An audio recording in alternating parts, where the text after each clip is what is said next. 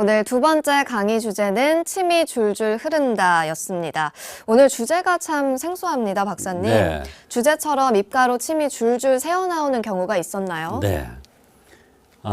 평소에 침을 흘린다. 잠잘 때 침이 줄줄 나온다. 또는 음식 먹고 나서 잘못하면 침이 흐른다. 나도 모르게 다른 생각을 할 때 침이 흘러내린다.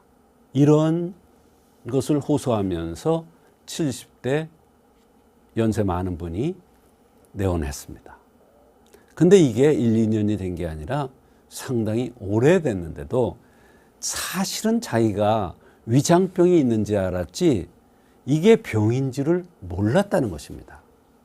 그런데 요새는 이상하게 피부도 안 좋고 위장도 너무 안 좋고 이래서 혹시 이게 병일까 하고 내원을 했던 것입니다.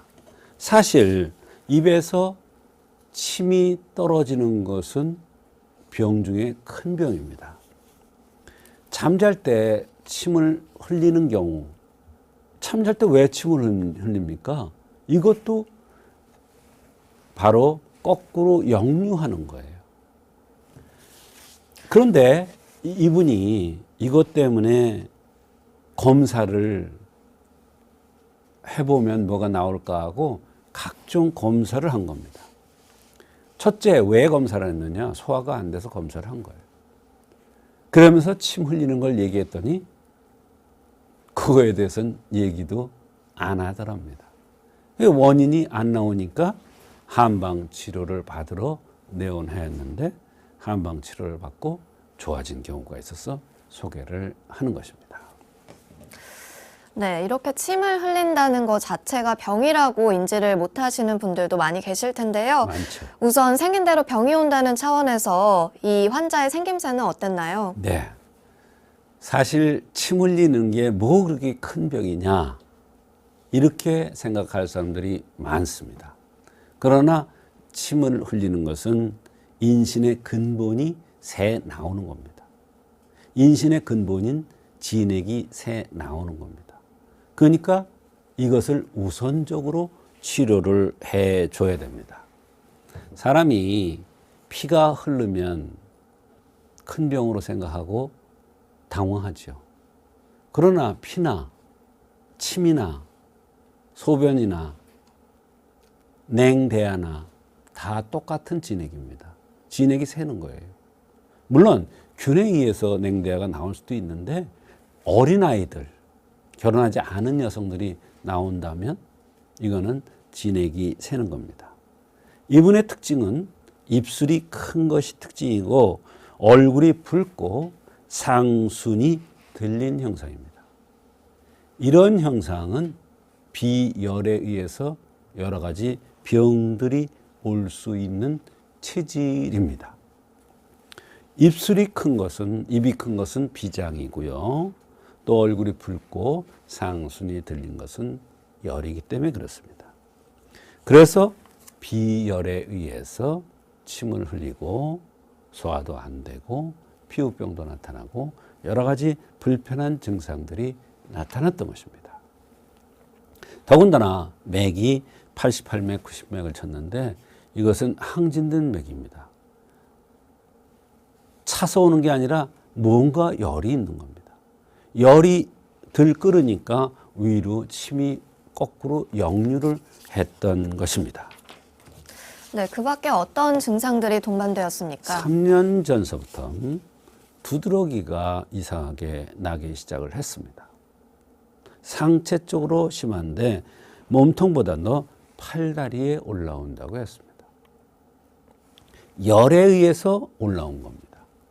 비열에 의해서 기육을 주관하는데 팔다리를 주관하는데 열에 의해서 두드러기가 났던 것입니다. 오래전부터 소화가 안 되고 식구에 자꾸 넘어와서 소화제를 먹어도 해결이 안 되고 아무리 검사를 해도 원인이 나오지 않는다고 했습니다. 침이 한 번씩 뚝뚝 떨어지는데 자다가도 질질 흘려서 베개가 젖을 정도랍니다. 혓바닥이 화끈거리고 구내염이 잘 생긴다. 숨이 차고 열이 오르고 어지럽다. 퉁퉁 붓고 눈이 뭐가 자꾸 난다. 감기처럼 콧물이 질질 나고 목구멍이 아프고 가래가 끓는다. 이게 침이 흐르는 것을 그냥 방치해서 병이 깊어진 겁니다.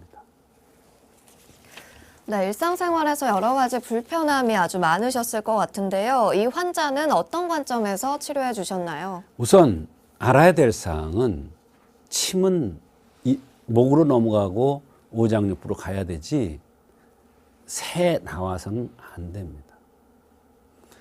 침이 나오거나 눈물이 나오거나 자국인 항문에서 피가 나오거나 모든 증상들은 우선적으로 이런 증상이 나타날 때 치료를 해야 됩니다. 한방 치료를 받아야 되겠죠. 이 환자는 침이 흘러넘치고 잘 때 침을 많이 흘리는 것이 문제의 핵심이었습니다. 말하자면 여러 가지 불편한 증상이 있었지만 그중에서 가장 핵심적인 증상이 침을 흘리는 현상이었다는 것이죠. 이런 현상은 우선적으로 치료를 해줘야 되는 것이고 침이 흘러넘치는 것은 비열에 의한 것이었습니다.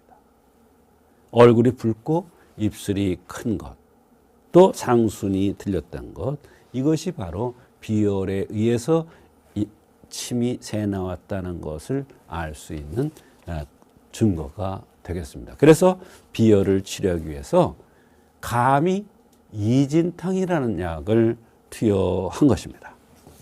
네, 한약을 복용한 후에 치료 결과는 어땠는지도 무척 궁금하네요. 네, 한제를 복용하면서부터 침 나오는 게 현저히 줄었고 특히 잠잘 때 베개가 젖지 않아서 너무 좋다고 했습니다.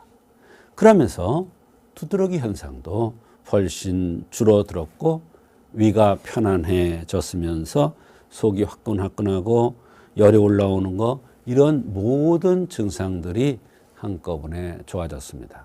말하자면 비열에 의해서 침도 흘렸고 모든 증상들이 나타났던 것인데 이 증상을 하나하나 보면은 치료할 수가 없어요. 약을 한 주먹씩 먹어야 돼요. 그러나 원인이 비열에 의해서 온 침을 흘림을 고치면 이런 증상이 다 낫는다는 한의학 이론에 따라서 치료해 줬기 때문에 굉장히 좋은 효과가 나타났던 것입니다. 네, 증상이 좋아졌다고 하니까 참 다행입니다. 오늘 살펴본 침이 흐르는 현상에 대해서 더 말씀해 주실 것이 있으신가요? 네, 침 흐르는 것을 쉽게 생각하면 안 됩니다. 더군다나 아이들이 침을 흘린다. 그러면 성장 발육, 면역력에도 문제가 생길 수가 있습니다. 더군다나 연세가 많은 분들은 더욱 조심을 해야 되겠죠. 왜? 진액이 말라가는 나이인데 진액이 새는 거니까요. 그러니까 침을 흘린다면 연세가 많은 분이건 어린이건 반드시 한방 치료를 받아야 하겠습니다. 네, 남녀노소를 떠나서 침을 흘리는 증상은 무심코 방치해서는 안 될 것 같습니다. 반드시 원인이 있고 그 치료가 가능하다고 하니까요. 꼭 한방 치료 받아보시길 바라겠습니다.